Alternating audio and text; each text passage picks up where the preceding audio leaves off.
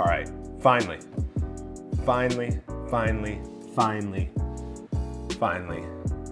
get to unbox my Xbox Series S.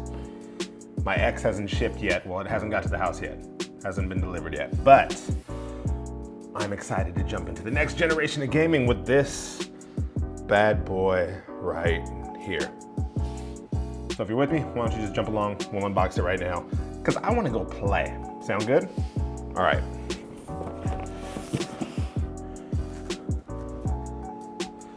So of course, things to know, the Xbox Series S is different than the Xbox Series S, more so in that it's all digital. It's way smaller, the smallest Xbox that's ever been created. It only boasts a 512 gigabyte SSD. I'll be curious to see what that has inside of it as far as usable space, but that's okay. That's not why I have it. It still does 120 frames, still capable of outputting at 4K. It just targets 1440p at 120 frames per second. So yeah, robot white, whereas the X, bigger, black, whatever. Let's do it. Now what's funny is, I've unboxed one of these before, just not for me.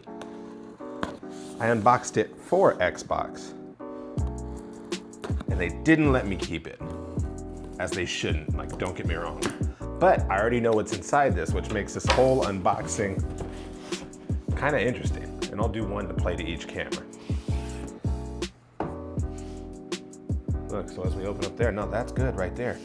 You see it, right up top, power your dreams. They really worked on the box and worked on this presentation to make it feel like, you know, the console, as it should be, is the center of the showcase, right? Apple's always done a really good job of putting their products at the forefront.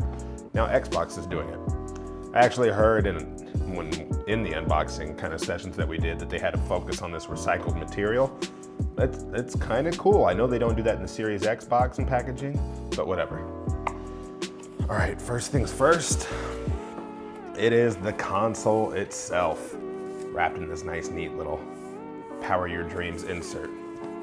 Again, the words that we've seen all over the place, right in front of us. You know, I opened the last one all nicely. I'll do this one nicely. We had to do that for like reshoot purposes, but I don't know.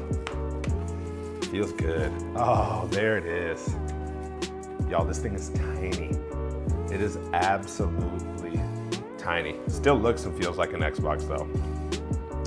On the back, Ethernet, a couple of USB ports, HDMI out, the NVMe SSD expansion slots. I got that Seagate one coming later, as well as power.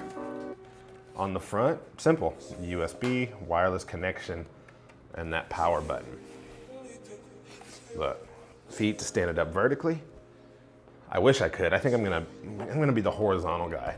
Like, I think it's gonna sit on my desk. This is gonna be my stream machine. This is gonna be the thing that I use, because streamers can only really output in 1080p at max anyway, so why not pick this up and I'll be just fine. All right, there's the console. That's the important bit. But of course, what else is in the box? Setup guide. Actually, they updated the Xbox app, so if you haven't downloaded it, do that. God, I remember that line. Do that. You can set up through the Xbox app, makes it way easier. High-speed USB cable, or excuse me, high-speed HDMI cable. Power cord. But this is the fun. This is the bad boy I'm excited for. New controllers for a new generation.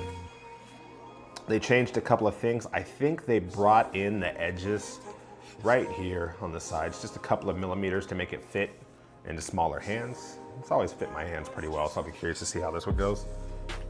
The D-pad they changed up to kind of combine both the cross and the dish. Added a share button, so if you tap once, you take a screenshot, press and hold, you'll end up recording that. And then they added texturized kind of grips, if you will, all around the back of the controller, as well as some more texturized flavoring on the triggers and the bumpers. Slick bit, easy, simple, done. I would tell you more about this console, but I want to go play it and check out just how powerful it is. So I appreciate y'all watching. I'm gonna do the Series X next as soon as UPS and FedEx show up with it. So keep it locked to the channel for more. All right, y'all.